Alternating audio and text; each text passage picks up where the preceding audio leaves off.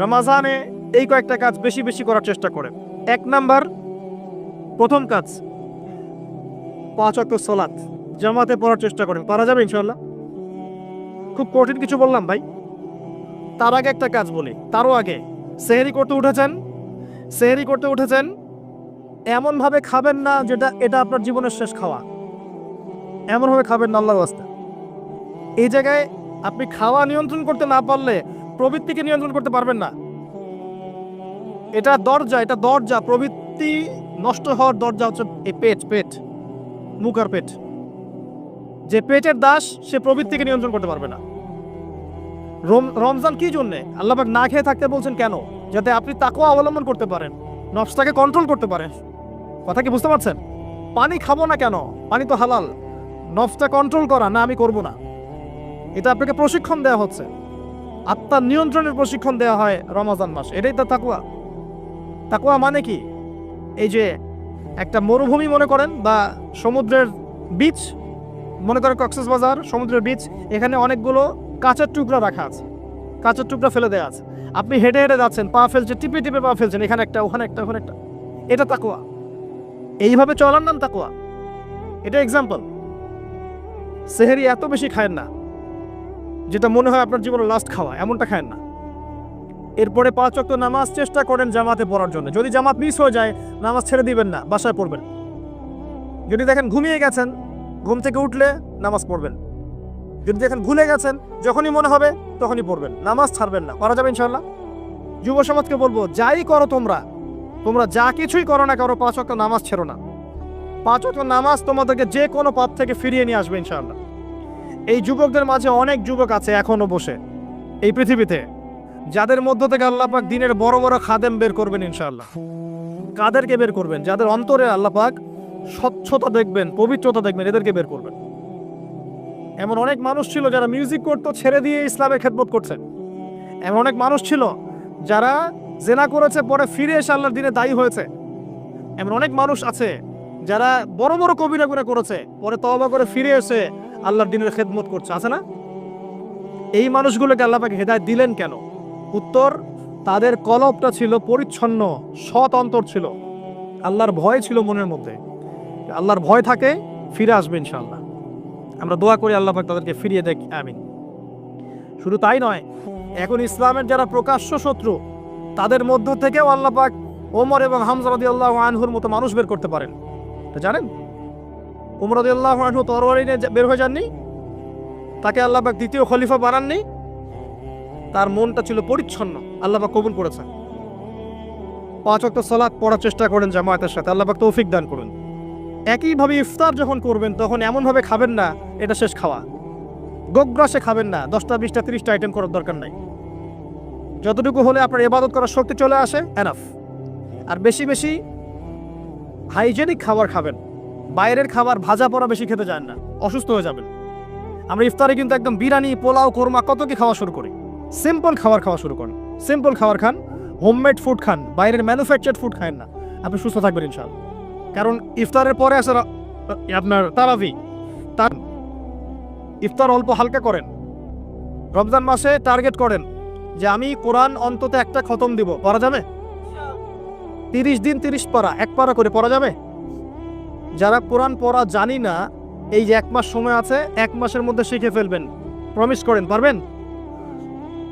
হাত উঁচু করেন, কথা দেন যে রমজান মাস আসার আগেই কোরআন তেলাওয়াত শিখে নেব ইনশাআল্লাহ।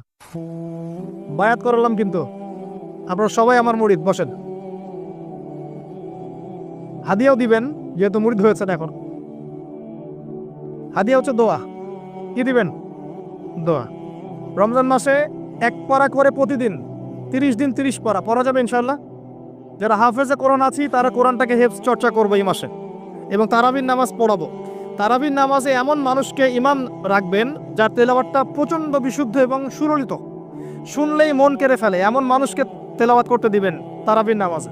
দেখবেন নামাজে মনোযোগ বাড়তে থাকবে ইনশাআল্লাহ। এটাকে এনজয় করবেন, তারাবিকে এনজয় করবেন। ওই 3G 4G স্পিডে নামাজ পড়তে যায় না, রিল্যাক্সে নামাজ পড়বেন, রিল্যাক্সে। আর আমরা তো একটা ঝগড়ায় অভ্যস্ত, 8 রাকাত না 20 রাকাত। এই রমজানে আল্লাহর রাস্তায় ঝগড়া করতে যায় না। আপনি নামাজের কোয়ালিটি বাড়ায় দেন। যদি 8 রাকাতও পড়েন, নামাজটাকে লম্বা করে পড়েন নবীর মতো, পারা যাবে? আচ্ছা, নবী সাল্লাল্লাহু আলাইহি ওয়াসাল্লামের 8 রাকাতে দলিত দেয়া হয়, কিন্তু নবী সাল্লাল্লাহু আলাইহি ওয়াসাল্লাম যত লম্বা সময় ধরে 8 রাকাত পড়েছেন, এটা কি আমরা পড়ি? তাহলে আমরা সময়টা কেন নিলাম না? 8 রাকাত পড়তে পড়তে পা ফুলে যেত, আর আমাদের 8 রাকাত আধা ঘন্টা 1 ঘন্টায় শেষ, তাহলে কি হলো? তো এই যে বিষয়গুলো, এগুলোতে যায়েন না, ইখতিলাফগুলোতে যায়েন না। আপনি নামাজের কোয়ালিটি বাড়িয়ে দেন, সুন্দর করে নামাজ পড়েন, পারা যাবে ইনশাআল্লাহ। আল্লাহ পাক তৌফিক দান করুন।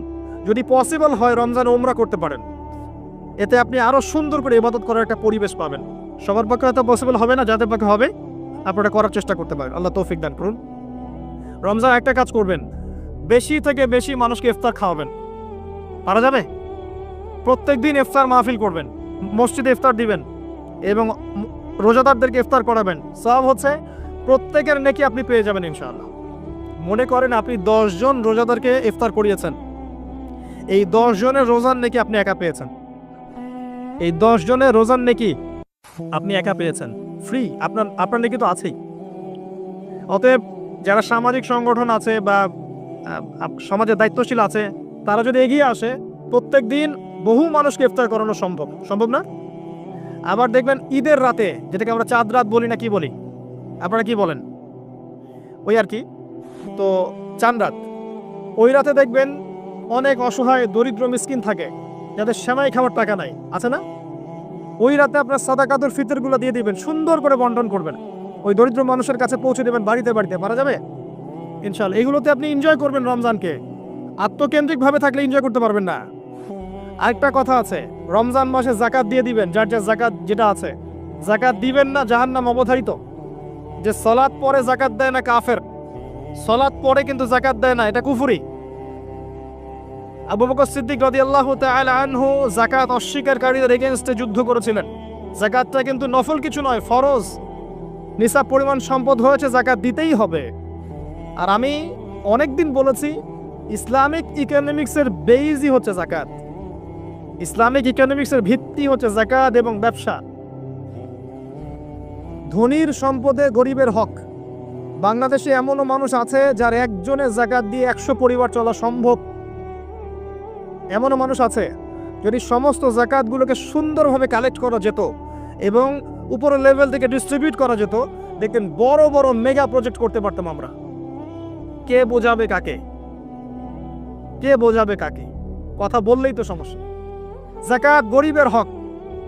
ধনীদের সম্পদ থেকে যাকাত নিয়ে আপনি একটা পাহাড় করতে পারতেন সম্পদের। এগুলোকে সুন্দর করে ডিস্ট্রিবিউট করতে পারলে, যেখানে কোনো দুর্নীতি নাই, দেখবেন বড় বড় মেগা প্রজেক্ট হচ্ছে। আমরা তো ব্যক্তিগতভাবেই যাকাত দেই না, অনেকেই দেই না, নামাজ পড়ি যাকাত দেই না, নিসাব কি তাই বুঝি না।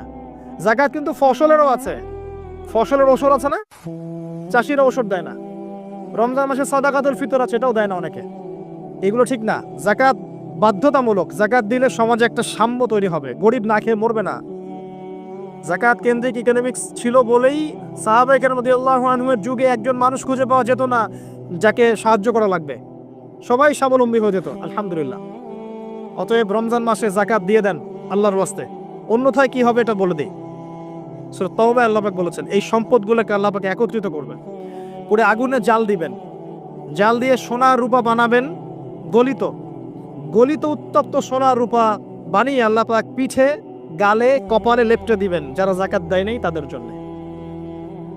আমরা আশা করি এই শাস্তি পেতে চাই না, পেতে চাই? আল্লাহ পাক বোঝার তৌফিক দান করুন। রমজানে আর কিছু কাজ করুন, বেশি বেশি আল্লাহর জিকির করেন, দোয়া করেন বেশি থেকে বেশি। হিসনুল মুসলিম বইটা কিনেন, এখানে অনেক দোয়া দেয়া আছে, এগুলো মুখস্থ করেন, আল্লাহর কাছে দোয়া করেন, দেখবেন ইনশাআল্লাহ তাআলা আপনার দোয়া কবুল হয়ে গেছে। আর রমজানে বেশি বেশি বাজারে যাবেন না। মাসের বাজার প্রয়োজনে এখনই করে রাখেন, রমজানে বাসা থেকে বের হওয়ার দরকার নেই। বেশি বেশি বাজারে গেলে বাজারের দোয়াটা পরে চলে আসবেন। নিত্য প্রয়োজনীয় কিছু সবজি টবজি কিনতে হয়, এগুলো কিনবেন, এটা হয়তো কিনতে হয়, কিন্তু মেইন বাজারগুলো কিনে রাখেন আগে থেকেই। আর এই সব এক শ্রেণীর মানুষ যারা আছে রমজানে নিত্য প্রয়োজনীয় দ্রব্যের দাম বাড়িয়ে দেয়, এদের উপর লানত অভিশাপ আল্লাহর। যারা ইচ্ছাকৃতভাবে মার্কেটে পণ্যের দাম বাড়িয়ে দেয় রমজান মাসে এবং রাষ্ট্রকে বিব্রত করে, জনগণকে বিব্রত করে, এদের উপর আল্লাহর অভিশাপ বর্ষিত হবে ইনশাআল্লাহ। এই কালোবাজারি যারা জোচ্চুরি করে, সিন্ডিকেট তৈরি করে, এই মানুষগুলোর উপর নবীর অভিশাপ থাকবে, আল্লাহর অভিশাপ থাকবে, দেখে নিয়েন। এই সময় মানুষকে আরো বেশি বেশি খাওয়াবেন, দাম আরো কমিয়ে দিবেন। উল্টা এই সময় দাম বাড়িয়ে মানুষকে ভোগান্তির মধ্যে ফেলানো হয়। আর মানুষ সামান্য তেলের জন্য, চিনির জন্য, বুটের জন্য দৌড়াচ্ছে ট্রাকের পিছনে। সরকারের পক্ষে সব কাজ একা করা সম্ভব? আমরাই তো সিন্ডিকেট করছি, এখানে তাদের কি দোষ? অতএব ব্যবসায়ীদেরকে সতর্ক করব, ব্যবসা এই মাসে করতে চান না, পরকালের ব্যবসা করেন, ইহকালের ব্যবসা করতে চান না। রমজান মাসে পণ্যের দাম ফিক্স করে কমিয়ে দেন, বাজার নিয়ন্ত্রণ হবে। তাহলে না হলে তো আপনার জনগণকে কষ্ট দিচ্ছেন, গভর্নমেন্টকে কষ্ট দিচ্ছেন, সবাইকে কষ্ট দিচ্ছেন। এই ফল কে ভোগ করবে? এর ফল জনগণকে ভোগ করতে হয়। আল্লাহ পাক এই শ্রেণীর মানুষের তাকদিরে হেদায়েত থাকলে হেদায়েত দেখ, না হলে এদের ব্যবসা আল্লাহ পাক বরকত তুলে নেক, আমরা বদদোয়া করে দিই। আরো বিষয় আছে, এগুলো যা কি সমস্যা আপনারা বুঝবেন না। ইসলামিক ইকোনমিক্স যদি পড়াশোনা করেন বুঝবেন, এগুলো এত বড় লেভেলের সমস্যা যার ফলে হিমশিম খেতে হয় মানুষের জীবনযাত্রার মানকে একটা নিয়ন্ত্রণে নিয়ে আসতে। এই কৃত্রিম সংকট যারা তৈরি করে, এদের প্রতি আল্লাহর অভিশাপ বর্ষিত হবে। এটা মুসলিমরা করছে কেন? মুসলিমদের এমনটা করা শোভা পায় না। হোটেল কেন খোলা রাখছেন? হোটেলের মধ্যে রমজান মাসে পর্দা দিয়ে দিয়েছেন, বেরোজাদার আসবে খাবে। সুবহানাল্লাহ, কি আশ্চর্য! যেখানে পর্দা করা লাগে সেখানে বেহুদ্দার মতো ঘুরে বেড়ায়, যেখানে পর্দা লাগে না সেখানে পর্দা দিয়ে রাখে। সুবহানাল্লাহ। দেখবেন কাপড়ের ব্যবসায়ীদের দোকানে দোকানে এই যে মেয়েদের মূর্তির মধ্যে কাপড়, তাই না? এতে কি ব্যবসায় বরকত হবে? রমজান মাসে সব মূর্তিগুলো ভেঙে ফেলে দেন। ওই মূর্তির এভাবে যদি কাপড় পরিয়ে এরকম দল না রাখা হয়, আপনার ব্যবসায় বরকত হবে না, পণ্য বিক্রি হবে না। উসমান রাদিয়াল্লাহু আনহু ব্যবসা করেন নাই? আব্দুর রহমান বিন আউফ ব্যবসা করেন নাই? শোরুমগুলোতে যাবেন শহরে, দেখবেন মেয়েদের নগ্ন মূর্তি দিয়ে ভর্তি, কাপড় পরিয়ে রেখে দিয়েছে। এতে মেয়েদের সম্মান পাচ্ছে নাকি দেখাচ্ছেন কার বডি সাইজ কেমন? কি চাচ্ছেন এটা দিয়ে? এগুলো সব বের করে ফেলবেন দোকান থেকে। রমজান মাসে এগুলো রাখবেন না।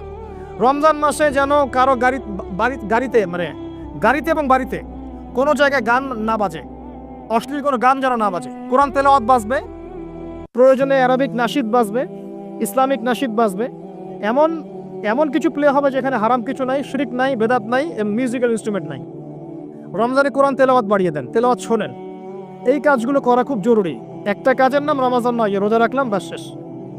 আরেকটা কথা বলে শেষ করছি, শুধুমাত্র খাবার ছেড়ে দেয়া আর পানাহার ছেড়ে দেওয়ার নামই রমজানের রোজা নয়। যতক্ষণ পর্যন্ত আমরা রোজা রেখে আল্লাহর হারামকে ছাড়তে না পারছি, রোজা কবুল হবে না। কথা বোঝার চেষ্টা করেন। রোজা রেখেছে, মিথ্যা বলছে, রোজা কবুল হবে না। রোজা রেখেছে, বাপে কম দিচ্ছে, রোজা হবে না। রোজা রেখেছে, পণ্যে ভেজাল দিল, ভালোর সাথে খারাপ মিক্স করলো, রোজা কেটে গেছে। রোজা রেখেছে, আপনার গীবত তহমত করে বেড়াচ্ছে, আড্ডা পিটাচ্ছে, গীবত করছে, রোজা ভেঙে গেছে। রোজা রেখেছে, সুদ খাচ্ছে, সুদি লেনদেন করছে, রোজা ভেঙে গেছে। রোজা রেখেছে, জেনা করছে, রোজা নাই, কেটে গেছে। রোজার মানে এই নয় যে খালি খাবার ছেড়ে দিয়েছি আর পানিও ছেড়ে দিয়েছি, স্ত্রী সহবাস ছেড়ে দিয়েছি, তাই নয়। আল্লাহর সমস্ত নিষেধ বর্জনের নাম হচ্ছে সওম। এটা হচ্ছে সেই সওম যার প্রতিদান হচ্ছে লাআল্লাকুম তাত্তাকুন, যার ফলে তোমরা তাকওয়া অবলম্বন করতে পারো। শেষটা হচ্ছে কুতিবা আলাইকুমুস সিয়াম, তোমাদের উপর সিয়ামকে ফরজ করা হয়েছে। কামা কুতিবা আলাল্লাযিনা মিন ক্বাবলিকুম, যেমন করে তোমাদের পূর্ববর্তীদের উপরে ফরজ করা হয়েছিল, লাআল্লাকুম তাত্তাকুন, যাতে করে তোমরা তাকওয়া অবলম্বন করতে পারো। তাকওয়া তার নাম যে আল্লাহর নিষেধগুলো ছাড়তে পারে। এই হলো সওম। আরেকটা আয়াত আছে, শাহরু রমাদানাল্লাযী উনজিলা ফীহিল কুরআন, এই মাসে আল্লাহ পাক কোরআন নাজিল করেছেন। এটাই সেই মাস। এই মাসে আল্লাহ পাক কোরআন নাজিল করেছেন। বেশি বেশি কোরআন তেলাওয়াত করবেন, বেশি থেকে বেশি। কথা বলার দরকার নেই, বেশি মানুষের সাথে কোরআন তেলাওয়াত করেন। অ্যাপস আছে না ফোনে, কোরআন তেলাওয়াত করেন। এক পারা দুই পারা পড়তে থাকেন। প্রত্যেক নামাজের আগে 10 পৃষ্ঠা, পরে 20 পৃষ্ঠা, পরে 10 পৃষ্ঠা পড়ার চেষ্টা করেন। পারা যাবে ইনশাআল্লাহ তাআলা। বেশি থেকে বেশি খতম দেন, আল্লাহ পাক তৌফিক দান করুন। যারা কোরআন বোঝেন, এই মাসে কোরআন তাদাব্বুর করেন, গবেষণা করেন। লাস্ট ওয়ান, লাইলাতুল কদর আছে শেষ দশকে। এই শেষ দশক সম্ভব হলে ইতিকাফ করার চেষ্টা করেন। যদি ইতিকাফ করা সম্ভব না হয়, শেষ দশকে রাত্রেবেলা বাসা থেকে বাইরে বের হবেন না, মোনাজাতে থাকবেন, যায় নামাজে থাকবেন। পারা যাবে ইনশাআল্লাহ। ওই রাতগুলোর মাঝে একটা রাত আছে, এটা 27 রাতই হবে জরুরি না। এটা 21 হতে পারে, 23 হতে পারে, 25 হতে পারে, 27 হতে পারে, 29 হতে পারে। এই জন্য শেষ দশকের প্রতিটা রাত, স্পেশালি বিজয়ের রাতগুলো জাগার চেষ্টা করেন। পরিবারবর্গকে জাগান, কোমর বেঁধে নেন, স্ত্রী সহবাস ছেড়ে দেন, যদিও রাত্রেবেলা জায়েজ ছেড়ে দেন, আসেন আল্লাহর সামনে দাঁড়ান, নিজের চাওয়া পাওয়া, কষ্টের কথা, দুঃখের কথা, গুনাহের কথা সব আল্লাহর সাথে শেয়ার করেন। ইনশাআল্লাহ দেখবেন ঈদ উল ফিতর আপনার জন্য হবে ইনশাআল্লাহ। এইসব ব্যক্তিদের জন্য ঈদ উল ফিতর। কদ আফলাহা মান যাক্কাহা কদ আফলাহা মান তাযাক্কা ওয়া যাকারা ইসমা রাব্বিহি ফাসাল্লা। ঈদ উল ফিতর কাদের জন্য? যারা রমাদান মাসে আত্মশুদ্ধি অর্জন করেছে এবং আল্লাহর নাম নিতে নিতে নামাজে গিয়েছে। আল্লাহু আকবার, আল্লাহু আকবার, লা ইলাহা ইল্লাল্লাহ, আল্লাহু আকবার, আল্লাহু আকবার, ওয়ালিল্লাহিল হামদ বলতে বলতে ঈদগাহে গিয়েছে, নামাজ পড়েছে, এদের জন্য হচ্ছে সাফল্য। কদ আফলাহা মান তাযাক্কা। আল্লাহ পাক আমাদের সবাইকে এই আসন্ন মাহে রমাজানে সবচেয়ে সেরাভাবে রমাজানকে কাটানোর তৌফিক আল্লাহ পাক আমাদেরকে দান করুন। আল্লাহ পাক আমাদেরকে বেশি বেশি কোরআন এই মাসে তেলাওয়াত করার তৌফিক দান করুন। আমি দোয়া করি আল্লাহ পাক আমাদেরকে এই মাসে বেশি বেশি দান খয়রাত করার তৌফিক দান করুন, যাকাত দেওয়ার তৌফিক দান করুন, ইফতার করানোর তৌফিক দান করুন, মানব সেবামূলক কাজ করার তৌফিক দান করুন। আল্লাহ পাক এই মাসে আমাদেরকে বেশি বেশি আল্লাহ জিকির করার তৌফিক দেখ, দোয়া করার তৌফিক দেখ। আল্লাহ পাক এই মাসে ইসলামিক সংস্কৃতিকে জাগ্রত করুন, পরিবারবর্গকে নিয়ে যেন আমরা ইসলাম পালন করতে পারি। আল্লাহ পাক সেই তৌফিক দান করুন, আমিন। যখন আল্লাহ পাকের হালালকে আপনি হারাম করে নেবেন, আল্লাহর হারামকে হালাল করে নেবে, জেনে রাখবেন যেটা একটা শিরকি আকীদা, একটা কুফরি আকীদা, এটা কাজ করা হচ্ছে। আর যখন একটা এলাকার মানুষ শিরক আর কুফরে থাকবে, আল্লাহর কি বরকত নেমে আসবে না আযাব নেমে আসবে? এই জন্যই তো আযাব আসছে। আমরা তো আযাব দেখে বস্তুবাদী সমাধান খুঁজি। কি সমাধান? ভূমিকম্প আসছে, অতএব এখন ভালো ভালো সিমেন্ট দিয়ে বাড়ি বানাও শক্ত করে, যাতে ভূমিকম্পে না নড়ে। আমরা বস্তুবাদী সলিউশন খুঁজি। বেশি বেশি আশ্রয় কেন্দ্র খোলো, যাতে করে পরবর্তীতে ওখানে গিয়ে উদ্ধার করা যায়। ব্যাকআপ চিন্তা করি কি করা যায়, কোনো প্রযুক্তি বের করি যাতে আগে থেকেই ভূমিকম্পের সতর্কবার্তা দেওয়া যায়। আমরা বস্তুবাদী চিন্তা করি না। আর সলিউশন হচ্ছে আমরা যদি শিরক আর কুফর থেকে তওবা করতাম, আল্লাহ গজব উঠিয়ে দিতেন। গজব দেওয়ার মালিককে, উঠিয়ে নেওয়ার মালিককে। যদি কোনো এলাকার মানুষ তাওহীদের উপর থাকে, শিরক ছেড়ে দেয়, সুন্নতে থাকে, বেদাত ছেড়ে দেয়, ঈমানের উপর থাকে, কুফর ছেড়ে দেয়, আল্লাহ পাক কি জালেম যে তাদেরকে জুলুম করে শাস্তি দিবেন? বরং আল্লাহ পাক শাস্তি আরো উঠিয়ে নিবে, বরকত নাজিল করবে, রহমত নাজিল করবে। সূরা আরাফে আল্লাহ বলেছেন, যদি জনপদের অধিবাসীরা ঈমান নিয়ে আসতো, আমি অবশ্যই তাদের উপরে বরকতের দরজাগুলো খুলে দিতাম। আসমান জমিনের বরকতের দরজা সব খুলে দিতাম। কিন্তু জনপদের অধিবাসী তো ঈমান আনবে না, কারণ মনে করছে যে আমরাই সব মানুষ। এখন এই পৃথিবীর বেশিরভাগ মানুষ মনে করে যে মানুষই সবকিছু, মানুষই সবকিছু, মানে এই সভ্যতার কারিগর হচ্ছে মানুষ। মানুষ এখন মনে করে, অথচ সভ্যতা শুরু হয়েছে নবীদের হাতে, সভ্যতা শেষও হবে নবীদের হাতে। সভ্যতা শুরু হয়েছে কোন নবীর হাতে বলেন? এই পৃথিবীতে সর্বপ্রথম কৃষিকাজ করেছেন কোন নবী জানেন? আদম আলাইহিস সালাম। আর এমন কোন নবী নাই আল্লাহ পাকে যে নবী কৃষিকাজ এবং পশুপালন করেন নাই। এমন কোন নবী নাই যিনি কৃষিকাজ পশুপালন করেন নাই। এটা নবীদের সুন্নাত। কারণ নবীদেরকে মানুষকে সঠিক পথে আনতে হয়। যখন আপনি পশুপালন করবেন, কৃষিকাজ করবেন, তখন কিন্তু আপনার মধ্যে একটা ধৈর্য বাড়বে, মানুষকে নেতৃত্ব দেওয়ার একটা ক্ষমতা তৈরি হবে। তো মুসা আলাইহিস সালামকে আল্লাহ তার 10 বছর ওই কৃষিকাজ করিয়েছেন, ফার্মে কাজ করিয়েছেন। শুআয়ব আলাইহিস সালামের ফার্মে তিনি 10 বছর কাজ করেছেন। কারণ বনু ইসরায়েলের মধ্যে একটা ছিন্ন ভিন্ন জাতিকে তাকে নেতৃত্ব দিতে হতো। আল্লাহ পাক আগে তাকে তৈরি করেছেন। আল্লাহ বলেছেন, ওয়াসতানা আকিকা লিনাফসি, আমি নিজের জন্য তোমাকে তৈরি করেছি আগে। তো এই যে কৃষিকাজকে খারাপ মনে করবেন না। এগুলো যারা করেন মনোকষ্টে ভুগবেন না যে আপনি দরিদ্র, আপনার মান সম্মান কম, এমন নয়। আপনি বরং সম্মানিত মানুষ, কারণ আপনি নবীদের সুন্নতের পেশায় আছেন, মাশাআল্লাহ। তো যেটা বলছিলাম, যখন শিরক আর কুফর বাড়তে থাকে একটা জনপদের মধ্যে, তখন আল্লাহর আযাব গজব নামতে থাকে। এই সমস্যাগুলো আমাদের শহরে নাই। শিরক আর কুফরে ভর্তি হচ্ছে না দিন। আমাদের শহরে পেপার পত্রিকা খুললেই দেখা যায় রাশিফল। কি রাশিফল? তুমি সিংহ রাশি, তোমার দিনটা কেমন যাবে। তুমি কন্যা রাশি, তোমার দিনটা কেমন যাবে। আর প্রায় মিডিয়াগুলো এগুলো প্রচার করে না? এসব মুশরিক মিডিয়াগুলো, সবই মুশরিক। কিরকম করে বুঝলাম মুশরিক? একটা ভূমিকম্প যদি হয়, বলবে না যে আল্লাহর কাছে মানুষ কত অসহায়, এরকম শিরোনাম দিয়ে সংবাদ করবে না। কি করবে? প্রকৃতির কাছে মানুষ কতই অসহায়। আল্লাহ বললে মৌলবাদী হয়ে যাবে। আল্লাহ বললে কি হবে? মৌলবাদী হয়ে যাবে। প্রকৃতি শব্দ চুজ করে কথা বলবে। প্রকৃতির কাছে আমরা কত অসহায়। কে প্রকৃতি? প্রকৃতি কি, কাকে বলে, কত প্রকার, কি কি সংবাদে? প্রকৃতিকে সৃষ্টি করলো। এটা কত প্রকার, কি কি, কে কে তাকে নিয়ন্ত্রণ করে, এগুলো বলবে না? মানুষের ব্রেন ওয়াশ করে ফেলা হচ্ছে এগুলোকে। রাশিফল সবার মাথায় ঢুকিয়ে দেওয়া হচ্ছে রাশিফল, আজকের দিনটা কেমন যাবে, আজকের দিন কেমন যাবে বেটা তুমি জানো? কালকের দিন তোমার কেমন যাবে তুমি জানো? মানুষের জ্ঞান তো এতই ক্ষুদ্র যে মানুষ এটাই জানে না আগামীকাল তার সাথে কি হবে। মানুষের জ্ঞান কত ক্ষুদ্র একটু দেখেন, আপনার নিজের সাথে আগামীকাল কি হবে আপনি তাই জানেন। কে গ্যারান্টি দিতে পারবে সে তার সাথে আগামীকাল কি হবে? যে মানুষ এটাই জানে না যে তার সামনে আগামীকাল কি হবে, সে কে পরিব্যক্ত করতে পারবে? নাকি আল্লাহ পাকের জ্ঞানের সামনে তার জ্ঞান নিতান্তই ক্ষুদ্র? আর আমরা এখন আমাদের এই ক্ষুদ্র জ্ঞান নিয়ে মহাবিশ্বের স্রষ্টা আল্লাহর জ্ঞানকে পেনিট্রেট করতে যাচ্ছি, আল্লাহর বিধানকে চ্যালেঞ্জ করছি, আল্লাহর বিধান কোরআন সুন্নাহর বিরুদ্ধে চ্যালেঞ্জ করছি, বিভিন্ন কলাম লিখছি, বই লিখছি, বক্তব্য লিখছি না? তাহলে আমরা কি আল্লাহ পাকের সাথে আল্লাহ দ্রোহিতা করছি না? এবং আল্লাহর রহমত নেমে আসবে না আযাব আসবে? ভালো করে মাথায় বোঝেন লেকচারগুলো, তারপরে আসেন। এই রাশিফল কি শিরিফ না কুফর না ঈমান, কোনটা? এগুলো শিরিফ না? ঢাকা শহরের অলি গলিতে এখন দেখা যায় আংটি বিক্রেতা বিভিন্ন আংটি বিক্রি করছে এবং তাকে রোগ ভালো হওয়ার গ্যারেন্টি প্রদান করছে। এভাবে রোগ ভালো হয়? আংটি পরেছেন, যদি ওর উপর বিশ্বাস স্থাপন হয় যে এই আমার রোগ ভালো করবে, তাহলে শিরক হবে না ঈমান থাকবে না চলে যাবে? কি হবে? কল্যাণ অকল্যাণের মালিককে, রোগ দেওয়া ভালো করার মালিককে। এখন বলতে পারেন তাহলে কি চিকিৎসা করব না? অবশ্যই চিকিৎসা করবেন। কেন চিকিৎসা করবেন? কারণ আমাদের নবীজি বলেছেন আল্লাহ এমন কোনো রোগ নাজিল করেন নাই যার শিফাও নাজিল করেন। আল্লাহ পাক এমন কোনো রোগ নাজিল করেন নাই যার চিকিৎসা আল্লাহ নাজিল করেন নাই। মানে প্রতিটা রোগেরই চিকিৎসা আছে, অতএব চিকিৎসা করবেন। কিন্তু একটা জড় বস্তু আপনার রোগ ভালো করতে পারবে? কেউ কেউ টিয়া পাখি নিয়ে রাস্তাঘাটে বসে আছে ঢাকা শহরে, এগুলো চলতে ফিরতে দেখতে পারবেন আপনি। একটু ফিলোসফার হন, চোখ দিয়ে দেখেন।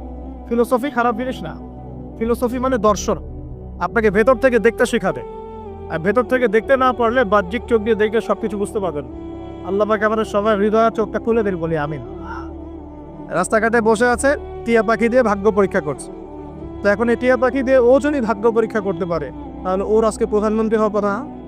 ও রাস্তার ধারে বসে আছে কার? ও নিজে রাস্তার ধারে বসে আছে। বলে আমাদের ঢাকা শহরে একটা জিনিস বাচ্চা দিন দিন এই জাদুবিদ্যার চর্চা বাচ্চা দেখলো। এরকম করে বুঝলাম যে জিনের রোগী বাড়ছে দিল্লি, জিনগ্রস্ত রোগী। জিনগ্রস্ত রোগী এটা আবার কি? এটা তো আবার অনেকে বিশ্বাসই করবে না, জিন বলতে কিছু আছে। আমরা বিশ্বাস করি যে মানব জাতির পাশাপাশি এই পৃথিবীতে জিন জাতীয় আছে। মানুষের মাঝে যেমন ভালো মন্দ মানুষ আছে, জিনের মধ্যেও ভালো মন্দ জিন আছে। জিনের মধ্যে কি আছে ভাই? ভালো মন্দ জিন আছে। এক শ্রেণীর জিন আছে আল্লাহর অনুগত, এক শ্রেণীর জিন আছে উদ্ধত। উদ্ধত জিনগুলো মানুষের ক্ষতি করে, এবং যখন মানুষ আল্লাহর বিধান মানে না, পাক পবিত্র থাকে না, জিকির আজগার করে না, দোয়া কালাম পড়ে না, হ্যাঁ কোরআন তেলাওয়াত ছেড়ে দেয়, তখন জিন মানুষকে ধরে। কোনো কোনো সময় বিভিন্ন স্বার্থ উদ্ধারের জন্য মানুষ কবিরাজ, গণক, জাদুকরের কাছে যায়, গিয়ে তাবিজ কবজ করে না?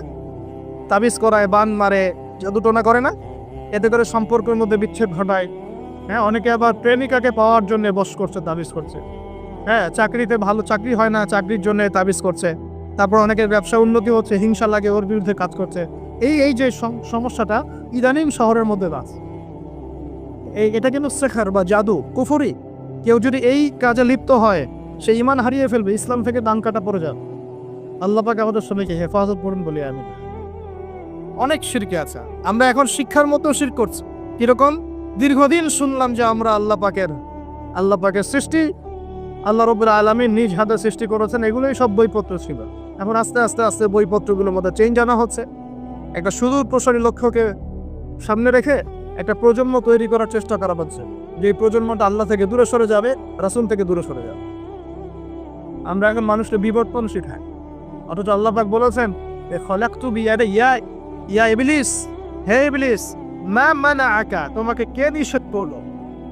মা মানাআকা আল্লা তাসজুদা ইয আমারতুক, তোমাকে কে বারণ করলো আদমকে সিজদা করতে, যাকে আমি সৃষ্টি করেছি? খলাকতু বিয়াদাই, আমি যাকে নিজ হাতে সৃষ্টি করেছি। তাহলে আল্লাহ পাক আমাদেরকে কিভাবে সৃষ্টি করেছেন? নিজ হাতে। এটা সম্মানের না, এটা ভালোবাসার না? আল্লাহ পাক অন্য কোনো মাখলুক সৃষ্টির ব্যাপারে বলেন নাই যে আমি অমুক মাখলুকটাকে নিজ হাতে সৃষ্টি করেছি, আসমানকে নিজ হাতে সৃষ্টি করেছি, জমিনকে নিজ হাতে সৃষ্টি করেছি, এমনটা আল্লাহ পাক কোথাও বলার নাই। আল্লাহ পাক শুধু বলেছেন আদমকে সৃষ্টি করেছি খলাকতু বিয়াদাই, আমি নিজ হাতে তাকে সৃষ্টি করেছি। সুবহানাল্লাহ।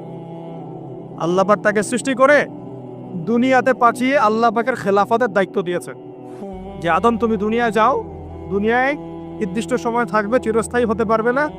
আমার বিধান আমি নাজিল করব, সেগুলো যদি মেনে চলো এবং তা প্রতিষ্ঠা করো, তাহলে তুমি জমিনে আমার খেলাফতের দায়িত্ব পালন করো। জমিনে যে আল্লাহ পাকের বিধান মেনে চলে, আল্লাহর বিধান প্রচার প্রসার ঘটায়, প্রতিষ্ঠার চেষ্টা করে, সেই আল্লাহ পাকের খলিফা। আর জমিনে যে ব্যক্তি আল্লাহর বিধান মানে না, আল্লাহর বিধানের পরোয়া করে না এবং এই বিধান দিয়ে বিচার ফয়সালা করে না, সে আল্লাহ পাকের খলিফা নয়। সহজ কথা। সে তখন কার খলিফা? সে তার প্রবৃত্তির দাসত্ব করছে, অথবা শয়তানের পূজা করছে, অথবা নিজের মন গড়া প্রবৃত্তি হাওয়া এর দাসত্ব করছে।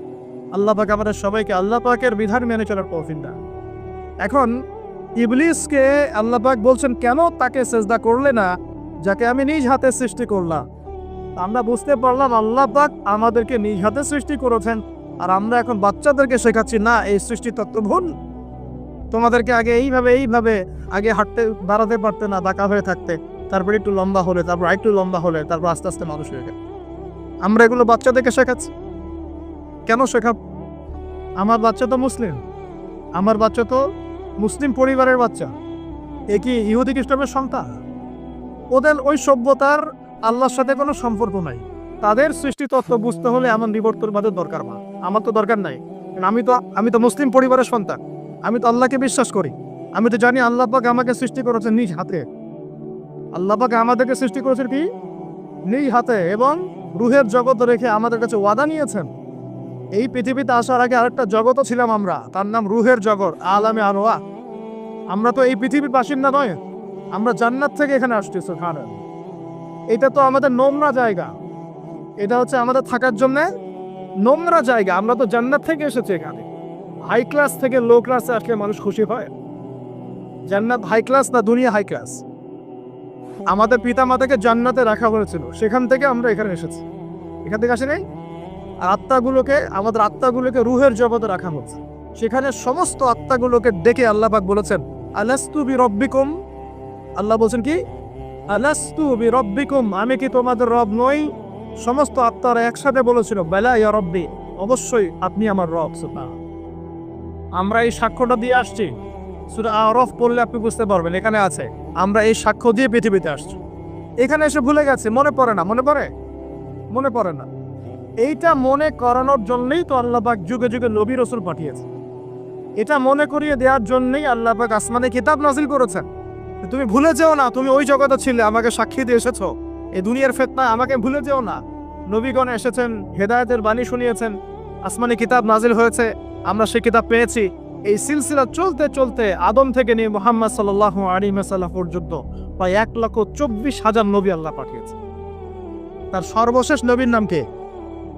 মুহাম্মদ রাসূলুল্লাহ সাল্লাল্লাহু আলাইহি ওয়াসাল্লাম। এর আগে তাওরাত, জাবুর, ইনজিল সবই আল্লাহর পক্ষ থেকে এসেছিল। মানুষ যখন সেগুলোকে বিকৃত করেছে, আল্লাহ পাক আবার নতুন করে বিধান পাঠিয়েছে। এই সর্বশেষ বিধান কোনটা? আল কোরআন, এবং তার ব্যাখ্যা কি আছে? হাদিস। এই কোরআন হাদিস ঘাটাঘাটি করলেই আমরা পেলাম যে একটা জনপদের মানুষ যখন এমন শিরকার উপরে নিমজ্জিত থাকে, তখন আল্লাহর পক্ষ থেকে আযান আসে। কারণ আমরা কি সেই পাবে নাই ভাই?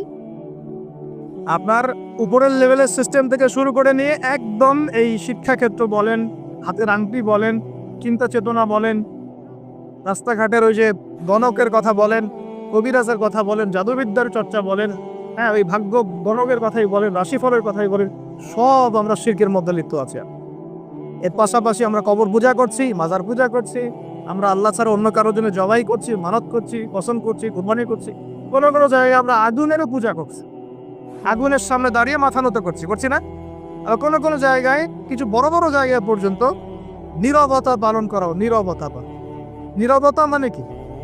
আমরা নামাজের মধ্যে যখন দাঁড়াই, তখন আল্লাহর উদ্দেশ্যে নীরব হই না? আল্লাহর উদ্দেশ্যে নীরব হয়ে আমি আল্লাহর ধ্যানে মগ্ন হয়ে যাই না? তো এখানে আপনি কার ধ্যান করছেন? যখন আপনি আগুনের সামনে দাঁড়ায় নীরব হয়ে দাঁড়িয়ে আছে, তখন কার ধ্যান করছেন? এটা শিরক হচ্ছে না? এটা তো আপনি আগুনের ধ্যান করা শুরু করলেন। এখানে তো আপনি আল্লাহকে স্মরণ করছেন না। বুঝতে পারছেন না মনে হয়? মনে করেন একজন মানুষ মারা গেছে, লাশ, কথা এই লাশটার সামনে দাঁড়িয়ে আপনি নীরবে 2 মিনিট দাঁড়িয়ে আছেন কেন? কি দরকার? এটা কি নবীর সুন্নাত? আপনি নামাজে দাঁড়াবেন, নামাজে দাঁড়িয়ে আল্লাহকে স্মরণ করবেন, আল্লাহর কাছে দোয়া করবেন। আল্লাহ ছাড়া আমরা নামাজের মধ্যে নীরবতা পালন করি না? নামাজে নীরব হয়ে আল্লাহর কাছে ধ্যান করি না? মনোযোগ ধরে রাখি না? এখন আপনি কোথায় মেডিটেশন করছেন? এটা তো শয়তানের দিকে যাওয়ার রাস্তা খুলে দিবে আপনাকে। অনেকে আগুনের সামনে মাথা নত করছে, প্রদীপের পূজা করছে, অনেকে দেখা যায় বিভিন্ন দিবসে এই যে বানর, হনুমান এইসবের মূর্তি টুর্তি নিয়ে রাস্তাঘাটে দৌড়াদৌড়ি করছেন। ছেলেপেলেরা এগুলো বেশি করছে। কাকে প্রমোট করছো তোমরা? কাকে প্রমোট করতে যাচ্ছে? কোন সংস্কৃতি প্রমোট করছো? এই হাদিস এটাও আছে শেষ জামানায় যে আমার উম্মতের একটা বড় অংশ মুশরিকদের সাথে মিশে যাবে এবং মূর্তি পূজা শুরু করবে। এগুলো চলছে না এখন? এগুলো যখন চলবে তখন আমাদের উপর কি আল্লাহ পাকের রহমত নেমে আসবে ভাবছেন? না আযাব আসবে? ওই যে বলেছে আযাব যে আসে নাই সেটাই আল্লাহর রহমত, এটা আমি গবেষণা করে বলছি। আযাব যে আসে নাই এখন পর্যন্ত এটাই আল্লাহ পাকের রহমত। তওবা করে ফিরে না আসলে অচিরেই আল্লাহ পাকের আযাব নেমে আসবে ইনশাআল্লাহ। আল্লাহ হেফাজত করুন। তারপরে আমরা শঙ্কিত যে কখন না নেমে আস। আল্লাহ রাব্বুল আলামিন আমাদেরকে হেফাজত করে নেবে। এভাবে প্রতিটা ক্ষেত্রে শিরক চলছে, শিরক আর কুফর। কোরআন খোলেন, হাদিস পড়েন, দেখবেন আল্লাহ পাক যতগুলো জনপদকে ধ্বংস করেছেন তার প্রধান 2টা পাপ ছিল শিরক আর কুফর। এই যে আমাদের যুব সমাজ এটাই বোঝে না যে নামাজটা ছেড়ে দেওয়াটা কুফরি। নামাজ যে না পড়া, ছেড়ে দেওয়া, ইচ্ছা করে না পড়াটা কুফরি, এটা ওদেরকে কেউ শেখায় নাই। 20 বছর পড়াশোনা করেছে বিশ্ববিদ্যালয়, স্কুল, কলেজ, বিশ্ববিদ্যালয়ে 20 বছর পড়াশোনা করেছে, কেউ কোন স্যার ওদেরকে শিখায় নাই যে নামাজ ছেড়ে দিলে কুফরি পায়। এবং এদের সংখ্যা লক্ষ লক্ষ না, মনে হয় কোটি কোটি হবে যুব সমাজ, যারা 20-25 বছর পড়াশোনা করে নামাজ যে কুফর, নামাজ ছেড়ে দেওয়া যে কুফরি, এটা শিখা নেয়। আর নবীজি বলেছেন মান তারাকা সালাতান মুতাআম্মিদান ফাকাদ কাফারা। যে কোনো মাযহাবের ইমাম সাহেবকে জিজ্ঞাসা করলেন, যে কোনো মাযহাবের আলেমকে জিজ্ঞাসা করে দেখেন, এই হাদিসটা আপনাকে শুনিয়ে দিব। যে ব্যক্তি ইচ্ছাকৃতভাবে নিজের উপর ফরজ নামাজ ছেড়ে দিল সে কুফরি করলো। কি করলো? তো এই যুব সমাজকে কে শিখাবে যেটা কুফরি? বহু ছেলে পেলে আমি তো দেখেছি ওয়াজ মাহফিল অ্যারেঞ্জ করা হয়েছে, এশার ওয়াক্ত হয়ে গেছে, সবাই নামাজে দাঁড়িয়েছে, অর্ধেকের বেশি নামাজ বাদ দিয়ে দূরে দাঁড়িয়ে হট্টগোল করছে, হইউল্লাহ করছে। এখানে ওয়াজে আসছে বক্তাকে দেখার জন্য আস। নামাজ নাই, ওয়াজ শুনে কি করবা তুমি? নামাজ ইম্পর্টেন্ট না ওয়াজ ইম্পর্টেন্ট? নামাজ না থাকলে ইসলাম থাকে? আমি আজকে একটা হাদিস পড়ে আসছি, আস্তে আস্তে পড়তে আসছিলাম এগুলা, যে ইসলামের শেষ জামানায় ইসলামের যে বিষয়গুলো উঠে যাবে, ইসলামের যে বিষয়গুলো উঠে যাবে তার মধ্যে অন্যতম একটা হচ্ছে আল্লাহ পাকের আইন, আল্লাহ পাকের শাসন। উঠে যায় না সারা বিষয় থেকে? আস্তে আস্তে উঠে গেছে না? আচ্ছা, এরপর বাকি থাকবে নামাজ। কি? নামাজ। ওই নামাজ হবে সর্বশেষ ইসলামের রুকন, যেটা সর্বশেষে উঠে যাবে। নামাজও উঠে দাও। এখন দেখেন তো সমাজের কত % মানুষ নামাজ পড়ে? কত %? একটু হিসাব করবেন, খালি মসজিদে ফজরের ওয়াক্তে আর এশার ওয়াক্তে যাওয়া আসা করে বুঝতে পারবেন এই নামাজ কত % মানুষ, 5 ওয়াক্ত নামাজ কত % মানুষ পড়ে। তাহলে এই যে নামাজ শেষে উঠে যাবে, তাহলে শেষের সময় আমরা চলে আসছি না? আর সবার প্রথমে উঠে যাবে এই উম্মতের মধ্যে আমানত। কি উঠবে ভাই? এটা তো পুরো ঢাকা শহর থেকে উঠে গেছে। ঢাকা শহর কেউ কাউকে বিশ্বাস করতে পারে না। স্বামী পর্যন্ত স্ত্রীকে বিশ্বাস করতে পারে না, স্ত্রী স্বামীকে বিশ্বাস করতে পারে, ভাই ভাইকে বিশ্বাস করতে পারে, বোন বোনকে বিশ্বাস করতে পারে না। ইমাম সাহেবকে কমিটি বিশ্বাস করতে পারে না, কমিটিকে ইমাম সাহেব বিশ্বাস করতে পারে না, মাহফিল কমিটিকে বক্তা বিশ্বাস করতে পারে না, বক্তাকে মাহফিল কমিটি বিশ্বাস করতে পারে না। না, তারপর দেখা যায় যে অফিসের বস কর্মীদেরকে বিশ্বাস করতে পারছে না, কর্মীরা বসকে বিশ্বাস করতে পারছে না, শাসক জনগণকে বিশ্বাস করতে পারে না, জনগণ শাসককে বিশ্বাস করতে পারে। সর্বত্র চলছে অবিশ্বাসের যুগ।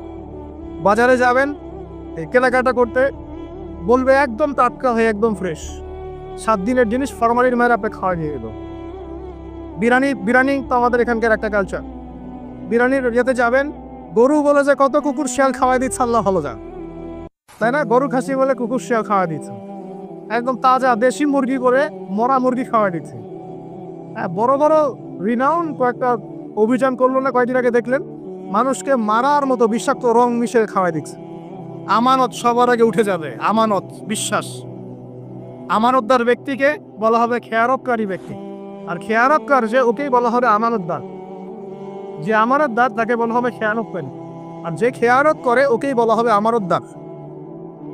তখন আল্লাহ পাকের আযাব আসবে প্রতিটা ক্ষেত্রে। বলবে যে ভাই মাছটা ফ্রেশ, দেখবেন যে পচা মাছ। ভাই যে ফ্রেশ গরুর মাংস, দেখবেন যে ওটাকে একদম ইঞ্জেকশন মেরে মেরে মেরে গরুটাকে ফুলাই দিয়েছে। কোনো কোনো সময় দেখা যায় ডাব ডাব পেঁপে আছে শহরে, ডাব রাস্তার পাশে ডাব ডিউটি করতেছে, ডাব কেটে দেখবেন পানি অর্ধেক নাই, সিরিজ দিয়ে পানি বের করে ফেলছে। কোন যুগে আস? এটা আমাদের শহর ভাই, আমাদের শহর, যেখানে আমরা সবাই দাড়ি টুপি নিয়ে ঘুরে বেড়াই। আমরা বাইরে একটা অভিনয় করতেছি, আমরা আসলে বাইরে একটা অভিনয় করতেছি। আমরা মনে হয় নিজের সাথেই অভিনয় করছি, আমরা এখন মনে হয় নিজেদের সাথেই নিজের অভিনয় করছি।